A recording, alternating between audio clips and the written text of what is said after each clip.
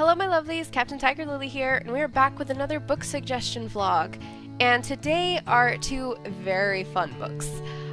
They both explore very magical worlds, but only one of them actually has to do with like witches and wizards. The other one's kind of mythology. You'll see. The first one that I want to tell you guys is actually a companion book to the Harry Potter series. Most of you who are Harry Potter fans have probably heard of it. It was in the series itself talked about. Hermione actually had a copy of it. It is Tales of Beetle the Bard. And this particular version has little annotations around each chapter, like here where the pages are darker, that are written from the perspective of Albus Dumbledore, which I thought was a great addition to the book. Now this one, I'm not really going to read like the back of it, but it is the tales that Hermione was reading in the novel when Harry, and Ron went to see Xenophilius Lovegood. I cannot believe that I actually said that right on the first try. And they were trying to figure out everything with the three Peverell brothers. So these stories are just cute.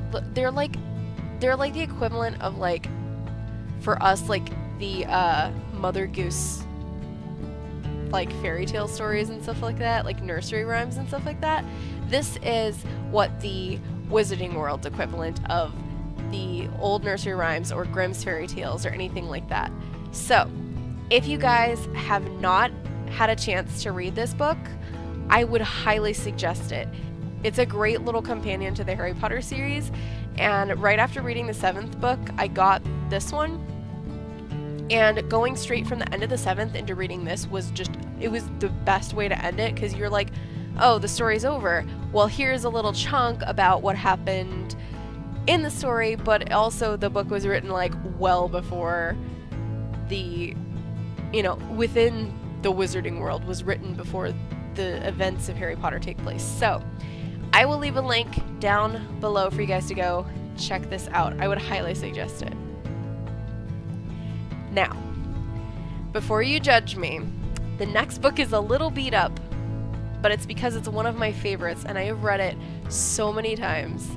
And the author of this book is a pretty big inspiration to me as a writer.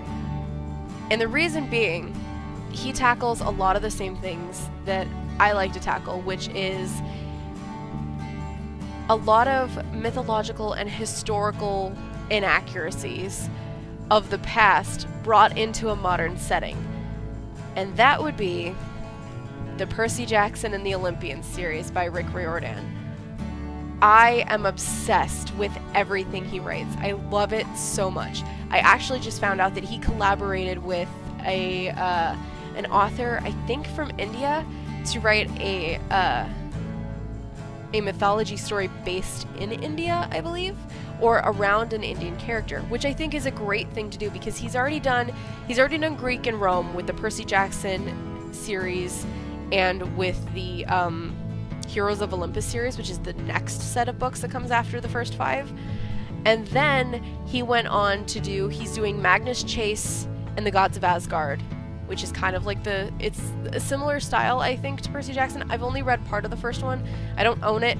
I borrowed it from a friend and I didn't get to finish it, which kind of sucked, but it's fine. I will probably end up buying it later and I will tell you guys about it. And the other one is the Egyptian series that I told you guys about that started with Red Pyramid. And if you can tell from the binding, I have read this book so much. I've read the first Percy Jackson series about, oh god, I don't know, 30, 40 times over.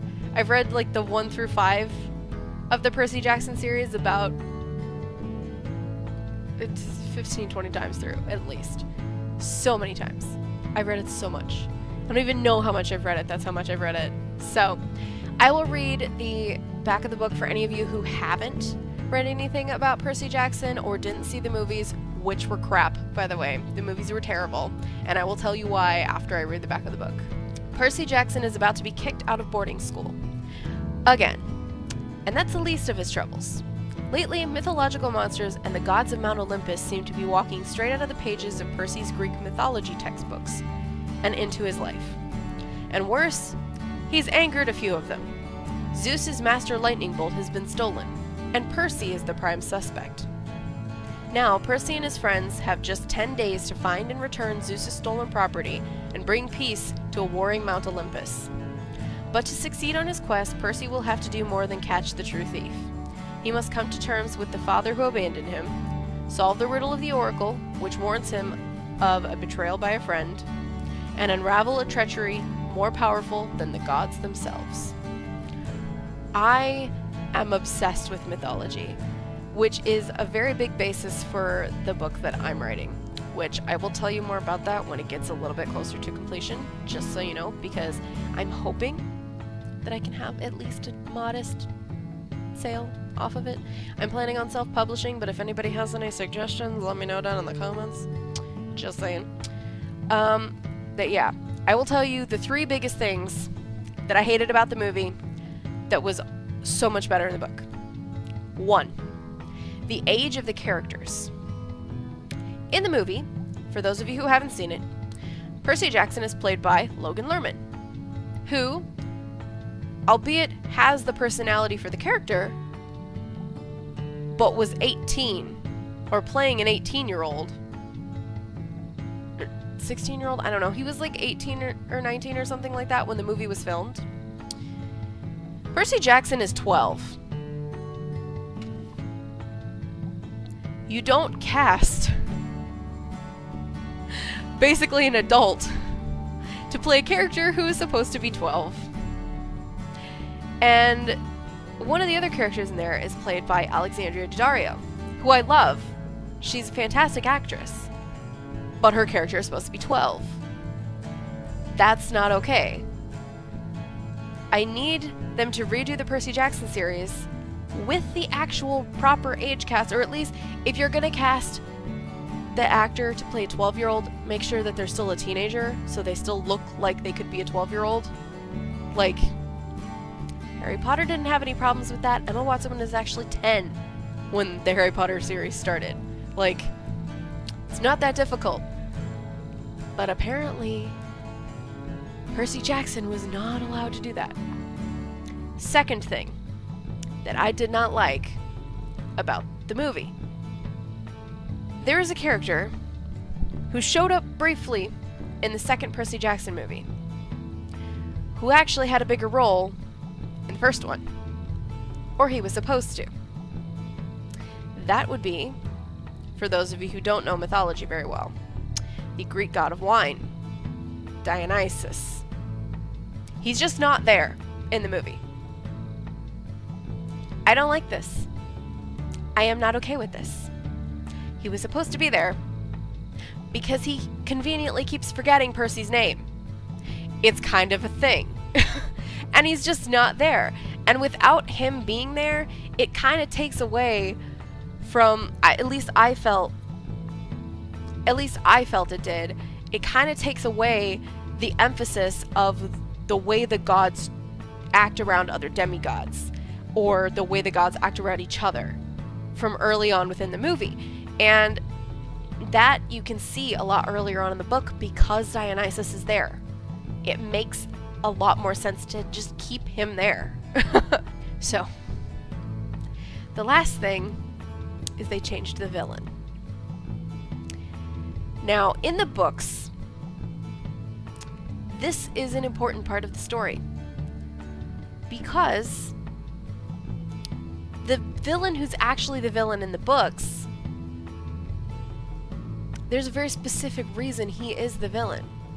Changing the villain to a completely different character in the movie takes away the emphasis of finding out the villain in the books. And it completely destroys the future storyline with the way that they have it planned out by making this character the villain in the movie. That's partially why I think the series failed, is because they did not stay faithful to the book. And I have to say, some of the fights seemed a little cheesy in the movie. Like, they seemed normal in the book because of the way they're described. In the movie, they seemed a little cheesy. But honestly, if you've seen the movie and you liked the movie, that's fine. I have nothing against the movies as the movies. But because they are based on the books, if you've seen the movies and don't want to ruin the movie experience for yourself, this is not the book for you. But if you want to see the real story, the proper story behind what happened in those movies, this is the book you need to be reading. It's amazing, it's fantastic, you will love it.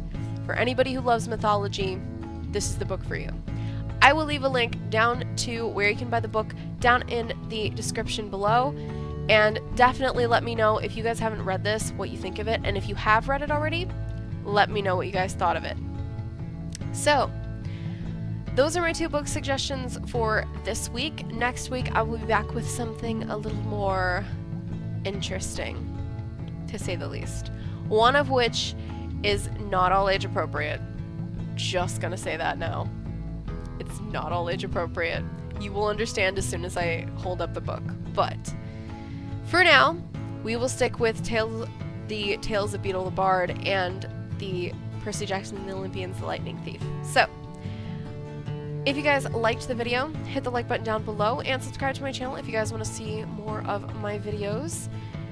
And don't forget to hit the bell button and click all notifications so you guys are notified when I upload videos. And if you guys want to check out some of the other book suggestions, I will leave them right up here in the corner for you guys to go check out, and the subscribe button will be right there. So, that being said, this is Captain TigerLily, and I will see you guys in the next video. Bye, my lovelies!